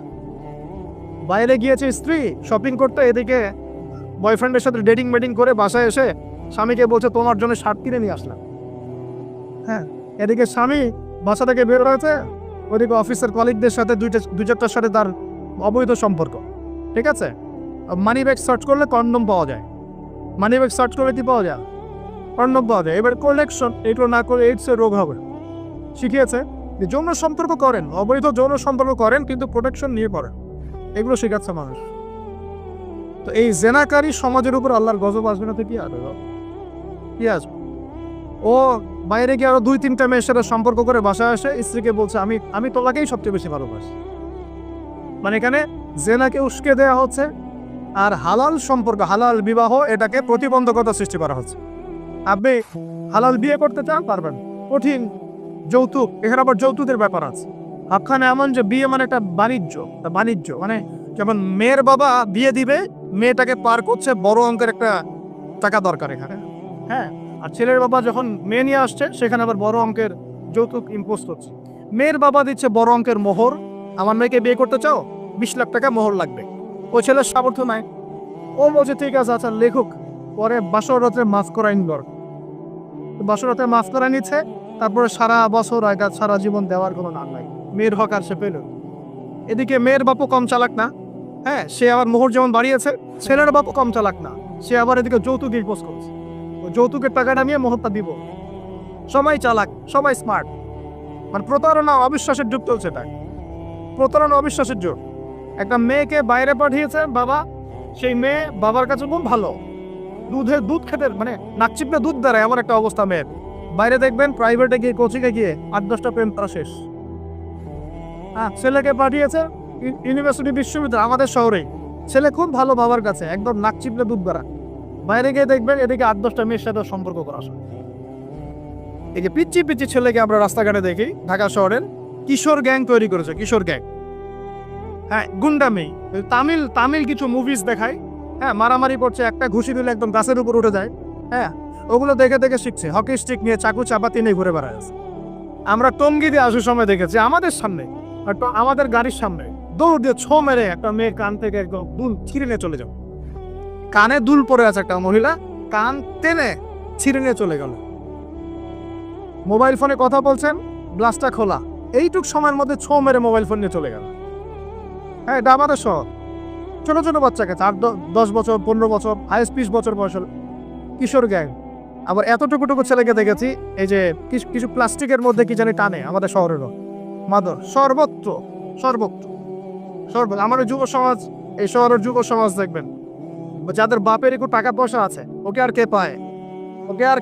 ওকে একটা বাইক কিনে দিয়েছেন, হ্যাঁ, ওই R15 টাইপের একটা বাইক দিয়েছেন, ব্যাস দাম রয়ে সারা দুনিয়া ঘুরে বা। আর এই তো আমরা যে রাস্তাগুলোতে হাঁটাচলা করি, পিছনে মেয়ে তো থাকবেই বাইক থাকলে। আর মেয়ের অবস্থাটা এমন যে পোশাক তো নাই। মনে করেন ছেলের পোশাক এখন মেয়ে পরছে, মেয়ের পোশাক ছেলে পরছে না, এখন তো ওই যুগ চলছে। এখন এই পোশাক পরে ছেলেকে পিছন থেকে এমন ভাবে জড়িয়ে ধরে যাচ্ছে রাস্তা দিয়ে, ওপেনলি, পাবলিকলি, মনে হচ্ছে ওর স্বামী মনে হয়। আপনি কি আপনার স্ত্রীকে নিয়ে এভাবে ঘুরে বেড়ান? আপনি নিজে আপনার স্ত্রীকে নিয়েও এভাবে ঘুরতে লজ্জাবোধ করেন, আর তার সাথে তার কোনো হালাল সম্পর্কই নাই, জড়ায় ধরে ঘুরে বেড়াচ্ছে। মনে হচ্ছে খালি ওই বাইকের মধ্যে একটা বালিশ দিতে পারলে ভালো হতো। এটা বালিশ একটা শোয়ার জায়গা দিলে বাকি কাজটা এখানেই করে হবে পাবলিকলি। নবীজি এটাই বলেছিলেন, বিশেষ জামানায় রাস্তাঘাটে মানুষ জেনা করবে, রাস্তাঘাটে জেনা করবে, এটা দেখার জন্য ঢাকা শহর সবচেয়ে ভালো জায়গা এখন। ঢাকার মতো বড় বড় যে শহরগুলো আছে না, সবগুলো এগুলো জাজল্যমান দৃষ্টান্ত হয়ে আছে। রাস্তাঘাটে মানুষ জেনা করবে। মেয়েকে পড়তে পাঠিয়েছেন, টিউশন দিয়েছেন, ওই টিউশন দিয়েছেন টিচারের সাথে অবৈধ সম্পর্ক করা শেষ। কোনো জায়গায় টিচারকে বাসায় নিয়ে আসছেন, বাসায় এসে আমার মেয়েকে পড়ায় যান, কত বড় বুদ্ধিমান পিতা আপনি। হ্যাঁ, অলরেডি দেখবেন তার সাথে তার ঘটনা করা শেষ হয়ে গেছে। আর মেয়েরা আপনাকে বলবে না, কারণ কেউ কেউ মানে বাধ্য হয়ে এসব জায়গায় ভিকটিম হয়ে যায়, আবার কেউ কেউ নিজের ইচ্ছাতেই কাজ বলে। এমন নয় যে সব মেয়ে ধর্ষিত হচ্ছে ছেলেদের আগ্রাসনের কারণে, এমনটা এমন নয়। বহু মেয়ে নিজের ভুলের কারণে ধর্ষিত হয়, বহু মেয়ে নিজের খারাপ স্বভাবের কারণেও এই তার ইজ্জত হারিয়ে ফেলছে। একটা মেয়ে যে রাত্রে যে 12টা 1টা 2টা বাজে বাইক নিয়ে ঘুরছে, ওকে কি রাস্তাঘাটে ঘুরতে 12টার সময় কেউ বলেছিল? এখন যদি এই 2টা 3টা ছেলে মিলে ওকে ধর্ষণ করে, দোষটা কি ছেলেটার হবে না মেয়েটার দোষ নাই? এখানে মেয়ের বাবার দোষ নাই, মেয়ের ফ্যামিলির দোষ নাই। তাহলে আমরা শুধু কেন ছেলেদের দিকে ফোকাস করি কেন? ছেলে তো অপরাধী, ছেলে তো অপরাধ করেছেই, ছেলের তো বাপ আগেই মরে গেছে। ছেলের বাপ যদি বেঁচে থাকতো তাহলে ছেলেকে তো আদব কায়দা শেখাতো, ছেলেকে শেখাতো যে দেখো বাবা, আমরা আমাদের সন্তানদেরকে শেখাই বাবা, সেটা হলো ইঁদুরের মতো বড় হয়েও না, সিংহের মতো বড় হয়ে। ইঁদুর কি করে? ইঁদুর রাতের অন্ধকারে মানুষের বাসায় বাসায় চুপচুপ করে খেয়ে বেড়ায়, দেখবেন তাই না? যারা রাতের অন্ধকারে জেনা করে বেড়ায় এরা ইঁদুরের মতো। রাতের অন্ধকারে খালি এই হোটেল ওই হোটেল, এই ঘর এই ঘরে ঘুরে, এই প্রেমিকার ঘর এই প্রেমিকার ঘর, এই ফ্ল্যাটে ওই ফ্ল্যাটে ঘুরে। আর যারা সিংহ পুরুষ তারা বিয়ে করে প্রকাশ্যে স্ত্রীকে নিয়ে ঘুরে বা। তো আমরা আমাদের ছেলেদেরকে এটা শিখাই না তো, বরং আমরা শেখাচ্ছি তোমাকে নিজের পায়ে দাঁড়াতে হবে, বড় হবা, 30-35 বছর হোক তারপর বিয়ে করে। আর এই 18 বছর হওয়ার 18 বছর হয়ে গেছে, 18 থেকে এই যে 30, এই 12 বছরে তার তো যৌবনের তাড়না ছিল। এই তাড়না মেটাতে না পেরে সে পতিতালয়ে গিয়েছে, ওই যে কার ফ্ল্যাটে গিয়েছে, কোথায় কোথায় মাদকের আসরে বসেছে, মেয়েদেরকে নিয়ে এইখানে ওইখানে ঘুরে বেরিয়েছে। আমরা তো এমনও দেখেছি যে গাড়ির মধ্যে ছেলের কোলে মেয়ে ঘুরে ঘুরে বেড়াচ্ছে এখানে। তোরা এই শহরগুলোর মধ্যে আল্লাহ পাকের আযাব আসবে না তো কি আসবে আমাকে না? সে জামানায় যে একটা পাপের কারণে আযাব আসে, তার মধ্যে অন্যতম সেরা পাপটা হচ্ছে জেনা। আমরা এই শহরটাকে জেনার শহর বানিয়ে ফেলেছি, জেনার শহর। এগুলো গেল অবিবাহিতদের কথা। ইভেন ইউনিভার্সিটিগুলোর মধ্যে গিয়ে দেন, ইউনিভার্সিটিতে গোল করে গ্রুপ স্টাডি করছে, গোল করে। এবং ছেলের কাপড় মেয়ে পড়ছে, মেয়ের কাপড় ছেলে, কাপড়ের কোনো বাবাই নাই। নবীজি বলেছিলেন শেষ জামানায় 2 শ্রেণীর মানুষ আসবে, আমি এদেরকে দেখি নাই। নবীজি দেখেন নাই মানে 1400 বছর আগে ওরা ছিল না। এক শ্রেণী হচ্ছে হাতের মধ্যে মানুষকে মারার কিছু অস্ত্র নিয়ে ঘুরে বেড়াবে, এরা মানুষকে নির্মমভাবে পিটাবে, নির্মমভাবে পিটাবে, নির্মমভাবে মানুষকে পিটাবে। এই শ্রেণীকে আমি দেখিনি, এরা আসবে পরে। আরেক শ্রেণী হচ্ছে এমন এক শ্রেণীর মহিলা বের হবে যারা কাপড় পরেও নগ্ন থাকবে, নিজেরাও আকৃষ্ট হবে, অন্যকে আকৃষ্ট করবে। তো এই মেয়েদেরকে তো দেখতে পাচ্ছেন, এখন পাচ্ছেন না, তার মানে কিয়ামত কাছে না দূরে। আর আমি এখন ওই হাতে লাঠিওয়ালা ওই গ্রুপকেও খুঁজে পেয়েছি। হাতে লাঠিওয়ালা সেই গ্রুপ কোনটা জানেন? ওই যে ঘরের মধ্যে ঢুকায় ঢুকায় যে ছেলেগুলোকে মেরে মেরে রাত্রেবেলা মেরে ফেলায়, সেটা গ্রুপে। বিভিন্ন হলে হলে দেখেন না, হকি স্টিক নিয়ে 8-10 জন মিলে এক একটা করে ছেলেকে ডেকে নিয়ে পিটায় পিটায় মেরে ফেলায়, এগুলো সেই ছেলে। এদেরকে যারা জন্ম দিয়েছে ওই বাপের জন্য ধিক্কার, এদেরকে যারা জন্ম দিয়েছে এই বাপের জন্য ধিক্কার। আর এখন এরকম লেডিস গ্রুপও বের হয়েছে, আর মেয়েদেরকেও হলে ডেকে ডেকে পিটানো শুরু করেছে। তোমরা কি মনে করো যে 5 জন 6 জন 10 জন মিলে একজনকে সারা রাত টর্চার করে মেরে ফেলানোর মধ্যে সুপুরুষ? তুমি সুপুরুষ, তুমি অনেক বড় বীর। সাহসটাকে তুমি একজন মারামারি করে দেখাও না, দেখো তোমরা এত বড় সাহস, তাহলে একজন মারামারি করে দেখাও না। আসো রিংয়ের মধ্যে আসো, রিংয়ের মধ্যে আসো, তারপর দেখি তোমার কত শক্তি, আমাদের কত শক্তি। একজন 1-on-1 ব্যাটেলে আসো, খালি হাতে 1-on-1 ব্যাটেলে আসো। 8 জন 10 জন মিলে একটা বুয়েটের ছেলে, একটা মেডিকেলের ছেলে, একটা অমুকের ছেলে, তমুকের ছেলে, বাবা মায়ের স্বপ্ন লালন করা ছেলেগুলাকে ঘরের মধ্যে ঢুকাবা, সারা রাত পিটায় মেরে ফেলবা, এটাকে তোমরা সাফল্য মনে কর, বীরত্ব মনে কর? এই ছেলেগুলাকে জন্ম দিয়েছে যে পিতা মাতায়, এদের জন্য ধিক্কার আমার পক্ষ থেকে। আপনারা এইসব সন্তান জন্ম দিতে গেলেন কেন?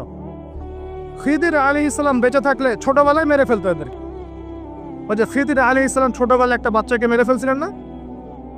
মুসা আলাইহিস সালাম বলেছিলেন যে একটা বাচ্চাকে কেন মেরে ফেললেন? তখন খিদির আলাইহিস সালাম বলেছিলেন এই ছেলেটা যদি বড় হয়, বড় হলে অনেক বড় কাফের হবে। আল্লাহ আগে জানিয়ে দিয়েছেন, এই জন্য আগে মেরে দিয়েছে। এই বাচ্চাগুলোকে নিতে গেলেন কেন? কোনো রকম লজ্জাবোধও নাই, চক্ষু লজ্জা নাই। এরপর যখন আইন শৃঙ্খলা বাহিনী এদেরকে অ্যারেস্ট করে নিয়ে যায়, বীরের মতো হাসতে হাসতে চলে যায়। ও জানে যে আমার কোনো সমস্যা হবে না, হাত খবর দিয়ে বেরিয়ে চলে আসবে। তোমরা এগুলোকে বিরক্ত মনে করো, বিরক্ত মনে করো, সুপুরুষ হয়ে গেছো তোমরা। এতই যদি ক্ষমতা থাকে, সাহস থাকে, তো একজন মারামারি করো না, 1 and 1 ব্যাটেল আসে। তারপর দেখো কে জিতে কে হারে। 10 জন মিলে একজনকে পিটাবা মনে করছো খুব বড় বীর হয়ে গেছো। এখন 10টা মেয়ে মিলে একটা মেয়েকেও পিটাচ্ছে। একটা মেয়েকে আপনি ঘরের মধ্যে ঢুকায় সারা রাত পিটাবেন, মেয়েটা কাঁদতে কাঁদতে বলছে আমার পায়জামা পর্যন্ত খুলে ফেলেছে টান দিয়ে। আরে তোর মায়ের পায়জামা কেউ খুলে ফেললে তোর কেমন লাগবে? তোর বোনের পায়জামা কেউ খুলে ফেললে তোর কেমন লাগবে? কোন সাহসে তুই একটা মেয়ে পায়জামায় হাত দিস? এত বড় সাহস! আর এদেরকে আমরা তোলাতলা করে মানুষ করি। আইন শৃঙ্খলা বাহিনী আপনারা কি করেন? ইনস্ট্যান্ট কোর্ট বসে ফাঁসি দিয়ে দিবেন এদেরকে। আল্লাহর কসম করে বলছি, যদি কোনোদিন এরকম ক্ষমতা আমাদের কাছে আসতো, দিন বিচার করে দেখিয়ে দিতাম ইনশাআল্লাহ। ফাইজলামি শুরু করো সারা দেশব্যাপী, ফাইজলামি শুরু করে দিয়েছে একেবারে নির্মমভাবে, অহেতুকভাবে। এই যে অসহায় মানুষগুলোকে, ছাত্র পড়তে গিয়েছে, বাবা স্বপ্ন লালন করা ছাত্র, ছেলেটা ইঞ্জিনিয়ার হবে, ছেলেটা মেডিকেল সায়েন্সের পরে বড় একজন ডক্টর হবে, পিঠা মেরে ফেলে দিল নাকি? এত বড় সাহস! আর আমরা কিছুই বলতে পারলাম না, কিছু করলাম না। কি একটা অবস্থা চলছে! এগুলো যখন চলতে থাকবে একটা কওমের মধ্যে, আপনার মনে হয় যে আল্লাহ পক্ষ থেকে রহমত নেমে আসবে? লা ইলাহা ইল্লাল্লাহ বলা একজন মানুষ যদি বেঁচে থাকে, ওই একজন মানুষের সম্মানে আল্লাহ পাক কিয়ামত দিবে না ইনশাআল্লাহ। সে একজন মানুষকে এভাবে নির্মমভাবে পিটিয়ে মেরে ফেলা পড়ে। এখন মানুষকে পেটানো শুরু করেছো। নবী সাল্লাল্লাহু আলাইহি ওয়াসাল্লাম শেষ জামানার হাদিস সম্পর্কে বলেছিলেন, আমি এক শ্রেণীর মানুষকে দেখি নাই যারা আসবে, মানুষকে নির্মমভাবে মারবে, নির্মমভাবে মানুষকে পিটিয়ে মারবে। আর কোরআন খুলে দেখেন, একটা জাতির কথা আল্লাহ পাক বলেছেন, এই জাতির নাম হচ্ছে আদ জাতি। কোন জাতি ভাই? এই আদ জাতিকে আল্লাহ পাক ধ্বংস করেছিলেন ঝড় দিয়ে, ঝাপটা দিয়ে। আল্লাহ পাক এই কওম সম্পর্কে বলেছেন, ওয়াইদা বাতাসতুম জাব্বারিন, ওরা শিরক কুফর তো করতোই, কিন্তু এর পাশাপাশি একটা বড় পাপ করতো। ওই পাপটা হচ্ছে এরা যখন মানুষকে পেত, পিটিয়ে মেরে ফেলতো, নির্মমভাবে পিটিয়ে মেরে ফেলতো। এই আদ জাতির পাপ তোমরা করা শুরু করেছো। আমাদের শহরে এগুলো চলছে না? এখন দিনে দুপুর রাস্তাঘাটে এগুলো চলছে। শিক্ষা প্রতিষ্ঠানে গিয়ে এগুলো মাস্তানি করতে গিয়েছো তোমরা। আমার ভাই হয়ে যদি এই কাজ করো, আমি তোমার চেহারা পর্যন্ত দেখতে যাবো না ইনশাআল্লাহ। আল্লাহ রাব্বুল আলামিন আমাদেরকে ওমরের শাসন দান করুন বলে আনা। একটা মাস ওমরের শাসন যদি চলে না, দেখবেন সব লাইনে চলে আসছে ইনশাআল্লাহ। একটা মাস খালি ধর্ষণের বিচার করা শুরু করেন, ধর্ষণ করার সাহস খুঁজে পাবেন ইনশাআল্লাহ। কোন মাদ্রাসাতে আমরা দেখেছি, কোন মাদ্রাসাতেও এই যে হাফেজ ছাত্র হতে গিয়েছে, বাবা মা হাফেজ বানাবে, মাদ্রাসায় পাঠিয়েছে, মাদ্রাসার শিক্ষক ছেলেটাকে বলাৎকার করে রেখে দিয়েছে। হ্যাঁ, ঢাকা শহরের ঘটনা বলছে। আমাদের সন্তানটাকে কোথায় পাঠাবো তাহলে? পাপ যেই করুক, পাপই। এখানে যদি দাড়ি টুপিওয়ালা মানুষও পাপ করে, তাকেও শাস্তির আওতায় নিয়ে আসতে হবে। আল্লাহ তৌফিক দান। মাদ্রাসায় আপনি ছাত্রকে বলাৎকার করবেন? মাদ্রাসায় আপনি সমকামিতা করবেন? আপনার তো লিঙ্গ কেটে জাতির সামনে উপস্থাপন করা দরকার। উমরের শাসন হলে এটাই হতো। উমরের শাসন হলে আল্লাহর কসম করে বলছে এগুলোই হতো। ওয়াজ মাহফিলগুলোকে দিনের এই পবিত্র আমানত মূলে অনেক জায়গায় ঠাট্টা মশকরার পাত্র বানানো হয়েছে। কোথাও দেখা যায় যে ওয়াজ মাহফিলে যে বললাম ডিজে জিকির চালু করা হয়েছে। ফাইজলামি শুরু করছো দিন নিয়ে, কেমন ফাইজলামি শুরু করো। ইনশাআল্লাহ তাআলা অচিরেই এই উম্মতের মধ্যে এমন নেতৃত্ব আসবে ইনশাআল্লাহ, যে নেতৃত্বের আন্ডারে ইনশাআল্লাহ তোমাদের যে আগ্রাসন, মুসলিম বিশ্বের আনাচে কানাচে অসহায় মুসলিমদেরকে নির্যাতন করা হচ্ছে নির্মমভাবে। একটা বাচ্চা সে জানে না যে শিয়া কি সুন্নি কি, বোম মেরে উড়িয়ে দেওয়া, মাথার খুলি উড়িয়ে দেয়। একটা বাচ্চা, একটা মা জানে না শিয়াইজম কি সুন্নিজম কি, মিসাইল মেরে বোম মেরে হত্যা করে দেয়া। ফাইজলামি শুরু হয়েছে। সারা বিশ্ব জুড়ে এগুলোই চলতেছে। সারা বিশ্ব জুড়ে মিডিয়ার মধ্য দিয়ে মুসলিমদেরকে আজকে সন্ত্রাসী বানানো হয়ে গেছে। সারা বিশ্বের রক্ষাও ধরবে আমাদের, আবার আমাদেরকেও সবাই সন্ত্রাসী বলে বেড়াবে। নাটক শুরু করেছে, নাটক। সারা বিশ্ব জুড়ে সবচেয়ে শান্তিকামী মানুষ কারা? আমরা, অন্য কেউ আছে? সারা বিশ্বের মানুষের, নিরীহ মানুষের রক্ত কাদের হাতে লেগে আছে? আমাদের হাতে? আমরা ইরাকে মানুষ হত্যা করেছি, আমরা আফগানিস্তানে মানুষ হত্যা করেছি, আমরা উইঘুরদেরকে হত্যা করেছি, আমরা রোহিঙ্গাদেরকে হত্যা করেছি, আমরা বিগত 12, 14, 15 বছর ধরে সিরিয়াতে বাচ্চাদেরকে হত্যা করেছি, বিগত প্রায় 70 বছর থেকে প্যালেস্টাইনে আমরা মানুষকে হত্যা করেছি। আমরা কি এই যে লেবানন, জর্ডান এই জায়গাগুলোতে মানুষকে আমরা মারছি? আরো সারা বিশ্বে আমাদেরকে আজকে সন্ত্রাসী কেন বলা হোক? কি কারণে বলা হোক? আর আমরা কেউ কোনো কথাও বলি না, মন থেকে ঘৃণাও করি না। এই কথাগুলো বলবেন কারা? বলবেন তো আলেম ওলামারা। এখন যদি আমরা এই ওয়াজ মাহফিলের স্টেজগুলোকে সার্কাসের মঞ্চ বানিয়ে ফেলি, এই আমানতের হরকে আদায় করবে এ আদায় করুন। আল্লাহ পাক আমাদের সবাইকে বোঝার তৌফিক দান করুন। আমরা আশা করি ইনশাআল্লাহু তাআলা আমাদের উপর যারা আছে তাদের বোধোদয় হবে ইনশাআল্লাহ। আমরা কারো শত্রু নয়, ইসলাম কারো শত্রু নয়, কারো খারাপ চায় না। ইসলাম চায় সমাজের ন্যায় প্রতিষ্ঠা হোক, এবং ন্যায়টা যে কারো হাত দিয়ে প্রতিষ্ঠা হোক, কোনো সমস্যা নেই। XYZ যেই হোক না কেন, যার হাতে ন্যায় প্রতিষ্ঠা হবে আমরা তার জন্য দোয়া করবো ইনশাআল্লাহ। আর যে অন্যায়কে প্রশ্রয় দিবে, প্রতিষ্ঠা করবে, আমরা তার ধ্বংসের জন্য আল্লাহর কাছে দোয়া করবো ইনশাআল্লাহ। আর আল্লাহ পাকের গজব যখন নেমে আসবে কেউ ঠেকাতে পারবে না ইনশাআল্লাহ। আমি বলে দিয়েছি প্রথমেই, সবকিছুর মালিককে, সব ক্ষমতা কার হাতে? প্রিয় যুবক ভাইয়ের স্পেশালি আগামী দিনে ইসলামের পতাকা হাতে নিয়ে বিশ্বকে চ্যালেঞ্জ করার জন্য এখন থেকে প্রস্তুত হয়ে যা।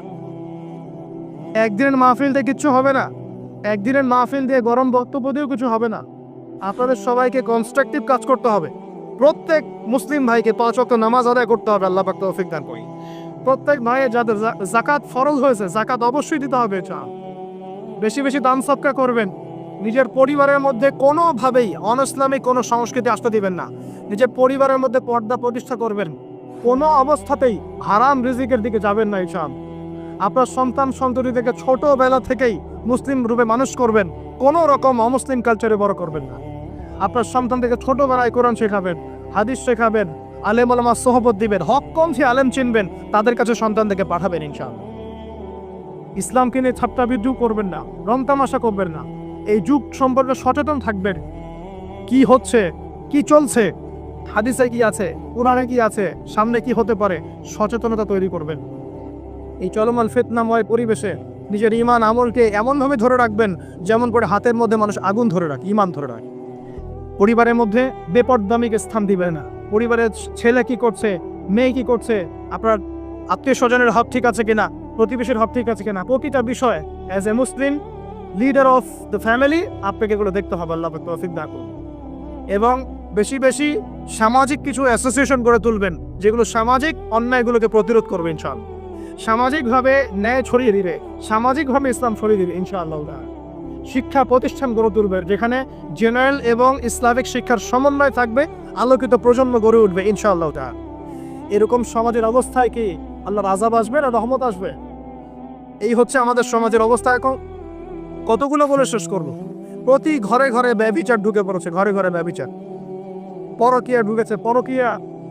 আর অর্থনৈতিক ক্ষেত্রে ঘরে ঘরে ঢুকেছে সুদ আর সুদ, ঘুষ ঢুকেছে ঘুষ, এদিকে সুদ ঢুকেছে, দুর্নীতি ঢুকেছে, অন্যের সম্পদ অন্যায়ভাবে হস্তক্ষেপ করার নোংরা সংস্কৃতি ঢুকে পড়েছে প্রত্যেক জায়গায় জায়গায়। আমাদের ইয়াং জেনারেশন নিজেদের ইতিহাস ভুলে গেছে যে আমরা কার উত্তরসূরি। খালেদ বিন ওয়ালিদের নামও তারা জানে না, উমর বিন খাত্তাবের নাম জানে না, তারেক বিন জিয়াদকে চিনে না, মুহাম্মদ বিন কাসিমকে চিনে না। এরা ক্রিস্টিয়ানো রোনাল্ডোকে চিনে, এরা মেসিকে চিনে, নেইমারকে চিনে, এরা আমাদের ক্রিকেটারদেরকে চিনে। মাশাল, যারা এখন বিপদগামী ছিলেন আমরা মনে করতাম তারাই এখন হেদায়েতের দিকে আসছেন, আর আমরা এখন মুসলিম ঘরে জন্মগ্রহণ করে নামাজ ছেড়ে দিচ্ছি, কুরআন পড়া ছেড়ে দিচ্ছি। এটা কি ধরনের কথা? আমার পরিবারের মা বোনরা কিভাবে বেপরদায় বাইরে যায়? আমার পরিবারের কর্তা আমি কেমন করে আমার পরিবারের স্ত্রী সন্তান মেয়েরা বাইরে বেপরদা যাবে, কিভাবে যাবে? আমি তো পরিবারের কর্তা, আমি পরিবারের স্বামী, আমার স্ত্রী কেমন করে বেপরদায় বাইরে যাবে? আমার ছেলে কেন নামাজ পড়বে না? নামাজ না করে সে ভাত খাবে কিভাবে? নামাজ না করে আমার পরিবারে আমার ছেলে ভাত খাবে কিভাবে? আমার মেয়ে কেমন করে ভাত খাবে? অতএব পরিবারটাকে শক্ত করেন, হালাল খান, সামাজিকভাবে ইসলামটাকে এগিয়ে নেন, ইনশাআল্লাহ দেখবেন একদিন বরং দরেশ্বরে ইসলাম কায়েম হয়ে যাবে ইনশাআল্লাহ। আর আমরা কারোর জন্য বদদোয়া করবো না, আমরা দোয়া করবো আল্লাহ পাক যেন ঊর্ধ্বতন কর্তৃপক্ষ সবাইকে হেদায়েত দান করেন এবং অন্যায়ের বিরুদ্ধে দাঁড়ানো তৌফিক দান করেন, এবং তাদের হাতে হলেও আল্লাহ পাক ন্যায় প্রতিষ্ঠা করার তৌফিক দান করেন। আর ন্যায় কোনটা ন্যায় কোনটা অন্যায় এগুলো এসব প্রোটেস্ট্যান্ট মুসলিমরা আপনাদেরকে শেখাতে পারবে না। যারা ইসলাম, কোরআন, সুন্নাহ, সমকালীন বিশ্ব ইতিহাস, অর্থনীতি, সংস্কৃতি, দেশীয় কালচার সব সম্পর্কে জ্ঞান রাখে, এই মানুষরা আপনাকে বলতে পারবে কোনটা সত্য, কোনটা মিথ্যা, কোনটা হক, কোনটা বাতিল। একজন কবর পূজারী আপনাকে কি হেদায়েত দিবে? একজন মাজার পূজারী আপনাকে কি হেদায়েত দিবে? একজন বেদাতি আপনাকে কি হেদায়েত দিবে? হেদায়েত তো নিতে যান খালি ওদের কাছে। আর জ্ঞানী মানুষকে তো মূল্যায়ন করেন না। যারা বুদ্ধি বিক্রি করে খায় ওদের কাছে পরামর্শ নিচ্ছে। আর কিছু বিষয় বলতে বলতে মুখের ফেনা উঠিয়ে দিলাম, তারপরেও কোনোদিনও বললেন না যে হ্যাঁ কথাটা গ্রহণ করা যায়। কি আশ্চর্য! যখন একটা সমাজের মধ্যে এই পাপগুলো ছড়িয়ে পড়বে তখন আল্লাহ পাকের গজব আসবে, এটা আসবেই। কিভাবে প্রতিরোধ করার কোনো সুযোগই নাই, আপনাকে প্রতিকারও করার কোনো সুযোগ নাই। তওবা করে আল্লাহর কাছে ফিরে আসতে হবে, এটাই সলিউশন। এই যে আমরা শহরের কথাই বলছিলাম, আমাদের সমাজের অন্যতম বড় একটা কিয়ামতের আলামত হচ্ছে উঁচু উঁচু বিল্ডিং নির্মাণের প্রতিযোগিতা। নবীজি জীবনের শেষের দিকে যে হাদিসগুলো বলেছেন, শেষের দিকে, তার মধ্যে কিয়ামতের বড় দুইটা আলামত বলেছেন। তার মধ্যে একটা হচ্ছে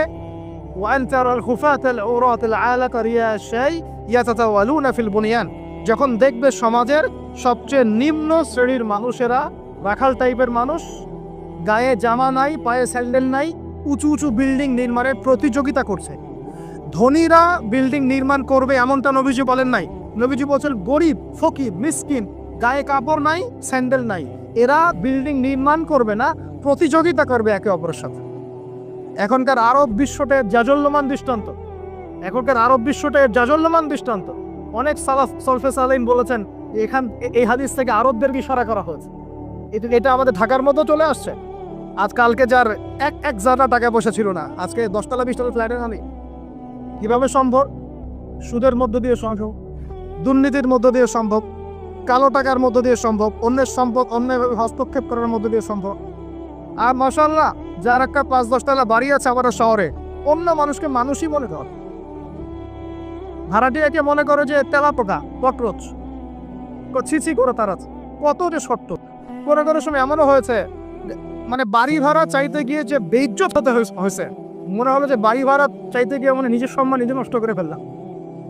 সুবহানাল্লাহ। কারণ যখন নিম্ন শ্রেণীর মানুষের কাছে অর্থ আসে তখন কিন্তু এদের মধ্যে কালচার আসে না। সম্পদ আসে ঠিকই, কিন্তু কালচার, সভ্যতা আসে না। তারা অসম্ভবই থেকে যায়। কাকে সম্মান দিতে হবে, কাকে দিতে হবে না সেটাও জানে না। কথা বুঝতে পারছে? এটা আমাদের সমাজ এখন চলছে, হাইলি কনস্ট্রাক্টেড বিল্ডিংস এর প্রতিযোগিতা। আর আমরা বলবো কেন, এই যে এখনকার সেকুলার রিপোর্টগুলোই বলছে বেশিরভাগ বিল্ডিং এরই দেখা যায় যে কোনো রকমের ভিত্তি না। এই 5-6 মাত্রা ভূমিকম্প হলে সব দরদর করে পড়ে যায়। কারণ এই যে অহংকার, আমি একটা ফ্ল্যাটের মালিক। ঢাকা শহরে মনে হচ্ছে যেন পরিচয়ের মানদণ্ড হচ্ছে এটাই। জিজ্ঞাসা যদি করেন যে ভাই আপনার নাম কি করেন, বলবো ওই যে ফ্ল্যাটটা দেখছেন 10 তলা, ওটা আমার। ভাবখানে এমন হচ্ছে এটাই তার পরিচয়ের মানদণ্ড। সে কি করে, তার শিক্ষাগত যোগ্যতা কি, কোন প্রফেশন, এগুলো বড় কথা নাই। ওই যে ফ্ল্যাটটা দেখছেন 6 তলা, ওইটা আমার। অনেকে এসে পরিচয় দেয়, আমি অমুক পার্টির অমুক, আমি অমুক পার্টির অমুক, আমি অমুকের সাধারণ সম্পাদক, আমি অমুকের সভাপতি। এগুলো পরিচয়? এগুলোই মানুষের পরিচয়? আমি অমুক দল করি, তমুক দল করি। পরিচয় কি তোমার? তুমি কি এই পরিচয় দিয়ে কাল কিয়ামতের মাঠে আল্লাহর সামনে দাঁড়াবা? তোমার পরিচয়টা কি? পরিচয় হচ্ছে তোমার শিক্ষাগত যোগ্যতা কি, তুমি সমাজকে কতটুকু সার্ভ করতেছো, তোমার ইলমি যোগ্যতা কি, তুমি 5 ওয়াক্ত নামাজ পড়ো কিনা, তুমি ইসলামপন্থী কিনা, তোমার সুন্নত আছে কিনা, তুমি দিনের জন্য কি করো, এগুলো তোমার পরিচয়। আল্লাহ রাব্বুল আলামিন আমাদের কথাগুলো বোঝার তৌফিক দান করুন। আমাদের সমাজে হাইলি কনস্ট্রাক্টেড বিল্ডিংস এর প্রতিযোগিতা চলছে। দেখেন, বিল্ডিং নির্মাণ করা পাপের কিছু নয়, কিন্তু এগুলোর মধ্যে দিয়ে অহংকার করাটাই পাপের। আর অহংকার করলে আল্লাহ পাক এগুলোকে ঘষিয়ে দিতে সময় নেবেন না। আল্লাহ পাক আমাদেরকে বোঝার তৌফিক দান করুন। আমাদের সমাজে রন্ধে এগুলো চলছে। আমার ওদের খেয়ানত, অবিশ্বাস, সুদ চলছে, জেনা চলছে, ফ্ল্যাটে জেনা চলছে, ফ্ল্যাটে জেনা মানে শুধু শারীরিক ইলিগেল ফিজিক্যাল রিলেশনশিপই নয়।